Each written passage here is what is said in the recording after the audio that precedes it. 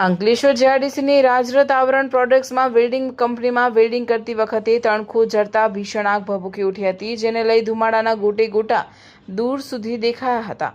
કંપનીમાં વેલ્ડિંગ કામ ચાલતું હતું ત્યારે ગોડાઉનમાં તણખલા પડ્યા હતા, જેને લઈ આગ લાગી। ડીપીએમસીના ફાયર ટેન્ડરોએ તાત્કાલિક ઘટનાસ્થળે પહોંચી પાણીનો મારો ચલાવી આગ પર કાબૂ મેળવ્યો હતો। અંકલેશ્વર જીઆઈડીસીમાં આવેલ રાજરત આવરણ પ્રોડક્ટ્સ નામની કંપનીમાં આજે એકાએક ભીષણ આગ લાગવાની ઘટના સામે આવી છે। કંપનીમાં વેલ્ડિંગનું કામ ચાલી રહ્યું હતું તે દરમિયાન અચાનક તણખું ઝરતા જ બાજુમાં આવેલા ગોડાઉનમાં આગ ફાટી નીકળી હતી। આગ એટલી ઝડપથી પ્રસરી હતી કે જોતજોતામાં ધુમાડાના કાળા ડિબાંગ ગોટે ગોટા દૂર દૂર સુધી આકાશમાં જોવા મળ્યા હતા, જેને પગલે આજુબાજુની કંપનીમાં પણ દોડધામ મચી ગઈ હતી। આગની ઘટના અંગે તાત્કાલિક ફાયર વિભાગને જાણ કરવામાં આવતા જ અંકલેશ્વર ડીપીએમસીના ફાયર ફાઇટરો ઘટના સ્થળે દોડી આવ્યા હતા।